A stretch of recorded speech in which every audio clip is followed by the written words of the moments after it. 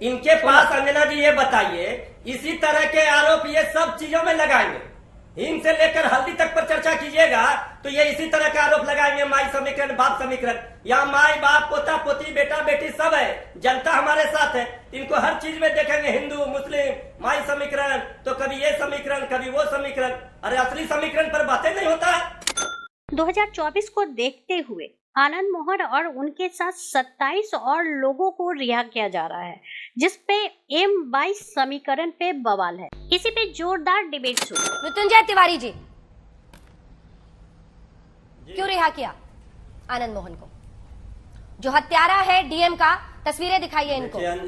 जब डीएम की हत्या हुई थी, उनकी रोती हुई कलपती हुई बेटियों को देखा था आपने तिवारी जी, क्यों रिहा किया? अंजना जी, हमें पूरी तरह से ये याद है, उस समय हम लोग कॉलेज में पढ़ाई कर रहे थे, और जो चर्चा आप कर रहे हैं, एक बात अच्छी तरह से समझ लेनी चाहिए। ठीक है, माननीय न्यायालय ने फैसला दिया, लेकिन आदरणीय आनंद मोहन जी ने पूरे नियम कानून कायदे के साथ पूरी सजा काटी, और जो जेल में उनका व्यवहार रहा, एक सभ्य नागरिक की तरह उन्होंने वहां पुस्तकें लिखी, उन्होंने आदर्श प्रस्तुत किया कि जेल में रह करके भी उन्होंने जिस तरह से नियम कानून कायदे को माना, उनके आचरण को देखते हुए, और जब उन्होंने पूरा सजा काट लिया, समय काट लिया, तो अगर उनको इस नियम के बदलाव से फायदे हुए हैं, तो इसको लेकर के जो सवाल खड़े किए जा रहे हैं, ये समझ में नहीं आता। ये आदरणीय सुशील मोदी जी अभी कह रहे थे, इनसे पूछिए।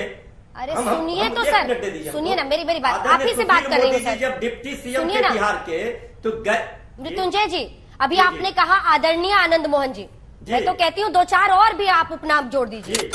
माननीय, यशस्वी, आदरणीय आनंद मोहन जी, 2-4 और जोड़ लीजिए। जो हत्या का दोषी करार दिया गया सुप्रीम कोर्ट से, उसको जानबूझकर आप आदरणीय कह रहे हैं ना? हम लोगों का हत्या का दोषी तो हत्यारा ही कहलाएगा। हम लोगों का ये संस्कार है, हमसे जो उम्र में बड़े होते हैं उनको हम आदरणीय बोलते हैं। अच्छा। और वो माननीय सांसद भी रहे हैं। अब सवाल ये उठता है कि आप उनके आचरण को, जो सजा उन्होंने काटी जेल में, उनके आचरण को भी देखिए।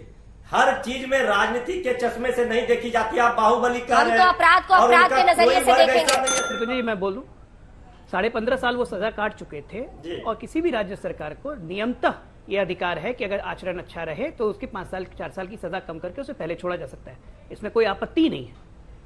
87 साल के बाद, 87 ईयर्स, 1925 के बाद 2012 में जेल मैनुअल में और जेल कानूनों में सुधार किया गया था। उसका श्रेय नीतीश कुमार ने बहुत ताली पीट पीट के लिया था कि हम जेल मैनुअल में सुधार करने जा रहे हैं, 18 से 25 क्रिमिनल अलग रहेंगे, दुर्दांत क्रिमिनल अलग रहेंगे, सबका फिंगरप्रिंट्स लिया जाएगा, सबका ये किया जाएगा, सबको अलग रखा जाएगा, डीएम हर 2 महीना में जेल दरबार लगाएंगे। बहुत तारीफ हुई थी नेशनल लेवल पे। आज तक ने 2 दिन स्टोरी चलाई कि पहला मुख्यमंत्री जिसने पूरे जेल के नियमों को, जेल के कैदियों को भी एक इंसान समझा। बहुत अच्छी बात, तारीफ होनी भी चाहिए। ये 12 की बात है।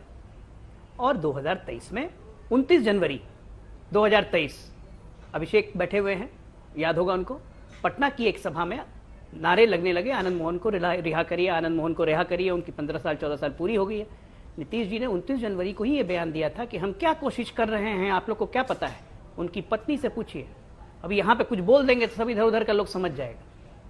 तो ठीक पलटी मार गए, अपने चरित्र के अनुसार नीतीश कुमार फिर पलटी मार गए। अब पलटी मार के जेल मैनुअल ने संशोधन कर दिया, तो उसमें क्या दिक्कत है? सुशील मोदी जी ने एक बात और गलत बोली, अभी उन्होंने ठीक से लिस्ट नहीं देखा होगा। ये 27 कैदी जो रिलीज हुए, इसमें 16 MY कॉम्बिनेशन है। बिल्कुल हर राजनीतिक दल को हक है, और नीतीश कुमार को तो ज्यादा हक है, क्योंकि पलटी मारना है। फिर से जेल मैनुअल को संशोधन कर दिया, आनंद मोहन जी निकल गए। आनंद मोहन जी तो वैसे ही 15 साल से थे, 3,500 लोग पे FIR हुई थी, 3,500 लोग पे मुकदमा हुआ था। आज भी आनंद मोहन जी के साथ कृष्णैया हत्याकांड में अभी भी बहुत लोग जेल में होंगे, उनको भी रिहा कर देते मालिक। शराबबंदी को लेकर 20,000 से ऊपर लोग अभी जेल में बंद हैं, उन पर भी थोड़ा ध्यान कर लीजिए, जेल में जगह नहीं रखने की। ये मानवीय मुद्दों पे नीतीश कुमार जी खत्म हो गए, वो पलटी मार चुके हैं। तिवारी जी लिस्ट बाहर, तिवारी जी लिस्ट सब चीज का लिस्ट रखते हैं अंजना जी। मैं अंजना जी मुझे, हाँ ठीक है, बोलिएगा एक बार तिवारी जी, बस हम लोग को बता दें लिस्ट उनके पास बाकी नहीं है। पूरा लिस्ट है, सब चीज का लिस्ट है। क्या लिस्ट चाहिए, किसका चाहिए बताइए, हम बता देंगे, मौखिक बता देंगे। ये लोग आरोप सही लगा रहे हैं क्या? 13 है कि 16 है? ये इनके पास अंजना जी ये बताइए, इसी तरह के आरोप ये सब चीजों में लगाएंगे। हिंद से लेकर हल्दी तक पर चर्चा कीजिएगा तो ये इसी तरह का आरोप लगाएंगे, माई समीकरण, बाप समीकरण। यहाँ माई बाप, पोता पोती, बेटा बेटी सब है, जनता हमारे साथ है। इनको हर चीज में देखेंगे, हिंदू मुस्लिम, माई समीकरण, तो कभी ये समीकरण कभी वो समीकरण। अरे असली समीकरण पर बातें नहीं होता है कि रोजगार मिल रहा है नौजवानों को, इस पर बोलेंगे नहीं। ऐसा कोई बात नहीं है। सरकार ने नियम कानून कायदे के साथ नियम में बदलाव किए हैं, कानून में उसका लाभ अगर किसी को मिला है तो वो रिहा हो रहे हैं। लेकिन गुजरात वाले मामले पर बीजेपी को पहले जवाब देना होगा, तभी बिहार पर सवाल खड़े करने का उनको नैतिक बल है। ये नहीं चलेगा दोहरा मापदंड कि गुजरात का सवाल पूछिएगा तो कहेंगे हम इस मामले पर नहीं उलझेंगे, लेकिन बिहार पर ज्ञान देंगे। ऐसा होता है अंजना जी? क्या हुआ था गर्भवती महिलाओं के साथ, साथ साथ मासूम बच्चों के साथ बलात्कारियों, और उस पर मामले पर नहीं बोलेंगे बीजेपी के नेता।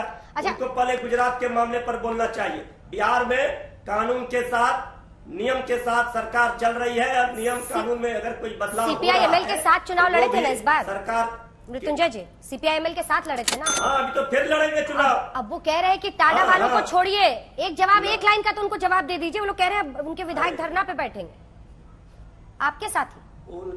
उन्होंने सरकार से मांग की है। हाँ। हम राष्ट्रीय जनता दल के प्रवक्ता हैं, तो सीपीआई माले के माननीय विधायक को, ये तो सरकार के जो मुखिया है आदरणीय नीतीश कुमार जी, उप मुखिया है डिप्टी सीएम है श्री तेजस्वी यादव जी, ये सरकार में बैठे लोग देखेंगे। लेकिन माले के माननीय विधायक ने अपनी मांग की है, तो ये मामला देखा जाएगा। लेकिन इस मामले पर जो बहस हो रही है और बेवजह का बखेड़ा खड़ा किया जा रहा है, हम ये उचित नहीं समझते हैं। ये बीजेपी की दोहरी मानसिकता वाली राजनीति अब नहीं चलने वाली है। घटिया राजनीति, इससे ज्यादा कुछ नहीं हो सकती। अजय आलोक जी, 28 तारीख को सीपीआई एमएल वाले धरना दे रहे हैं। वो कह रहे हैं कि बीजेपी भी तो यही करती है, हिंदू तुष्टीकरण के लिए ही तो बिल्किस बानो के बलात्कारियों को गुजरात में छोड़ा गया था चुनाव के पहले। ऐसे में वो भी ऐसा कुछ कर रहे हैं, इसमें बहस नहीं होनी चाहिए, यही कह रहे हैं ना मृत्युंजय जी? अजय आलोक, देखिए बिहार और उसके राजनीतिक दल ये सब सीईओ से बहुत आगे निकल गए अंजना जी। सीपीआई माले के बारे में लालू जी का फेमस स्टेटमेंट था कि गला मुंडी कटवा पार्टी है, मुंडी कटवा पार्टी को साथ एकदम नहीं जाना है। फेमस स्टेटमेंट था लालू जी का। साथ में गए, चुनाव भी लड़े, आज साथ में है, तो ये सब चलते रहेगा राजनीति में, ऑप्टिक्स है। आज याद ये रखा जाएगा कि पहली बार एक शिल्पकार ऐसा हुआ, राजनीतिक शिल्पकार, जिस अपने हाथों से अपनी मूर्ति को तोड़ रहा है। अब वो नायाब विरले हैं नीतीश कुमार। अपने हाथों से अपना क्रेडेंशियल डिस्ट्रॉय करने का किसी को क्रेडिट जाएगा इस राजनीति में, तो वो नीतीश कुमार को जाएगा। मैंने विस्तार से 2012 के बारे में बताया, मैंने विस्तार से 29 जनवरी 2023 के बारे में बताया, कैसे कैसे जा रहे हैं, कैसे कैसे अपने आप को डिस्ट्रॉय कर रहे हैं। वो देखने का विषय है कि क्या राजनीतिक, मैं आनंद मोहन जी के विषय ही नहीं है, मैं कह रहा हूं आनंद मोहन जी तो 15 साल की सजा पूरी कर चुके थे, 15.5 साल की। ये क्लॉज किसने लगाया था कि सरकारी कर्मचारी की हत्या होगी तो उसको नहीं छोड़ा जाएगा? ये क्लॉज क्यों लगाया था 2012 में नीतीश कुमार ने? क्या आज ये नहीं कहा जाए कि ये क्लॉज आनंद मोहन के लिए लगाया गया था? अभिषेक जी, 2 लाइन का जवाब, 2 लाइन तो उनकी रिहाई हो जाती 17-18। क्योंकि आप जेडीयू को रिप्रेजेंट कर रहे हैं, क्या नीतीश बाबू खुद ही अपनी लेगेसी को खत्म कर रहे हैं आरजेडी के दबाव में? ये उनका कहना है। देखिए, ये उनके विरोधियों का परसेप्शन हो सकता है। अजय आलोक जी अपने परसेप्शन के हिसाब से बोल रहे हैं। नीतीश कुमार जी अपनी लेगेसी को कहां तक लेकर जाएंगे, ये आने वाला भविष्य आपको बता देगा। जनता में एक्सेप्टेबिलिटी, पीएम बनेंगे, इसीलिए व्यक्तिगत महत्वाकांक्षा कुछ भी नहीं है। कार्यकर्ता पीएम रहेंगे, पीएम बनने क्या बने हुए हैं भाई। एक बात बताइए, कलेजा इतना क्यों फट रहा है? सिर्फ नीतीश कुमार जी की खूबसूरत तस्वीरें सामने आती हैं विपक्ष के नेताओं के साथ, तो पीएम बनने की ही चर्चा क्यों होती है? अगर सचमुच भारतीय जनता पार्टी को इतना भरोसा है अपने चेहरे पर, अपने संगठन पर और अपनी कार्यप्रणाली पर, तो भाई नीतीश कुमार जी सिर्फ व्यक्तिगत रूप से विपक्ष के नेताओं से भी हंस रहे हैं। पीएम है। बिहार सरकार के एक फैसले से गोपालगंज के तत्कालीन डीएम जी कृष्ण नैया के हत्या के दोषी आनंद मोहन सहित 27 कैदियों की रिहाई होने जा रही है।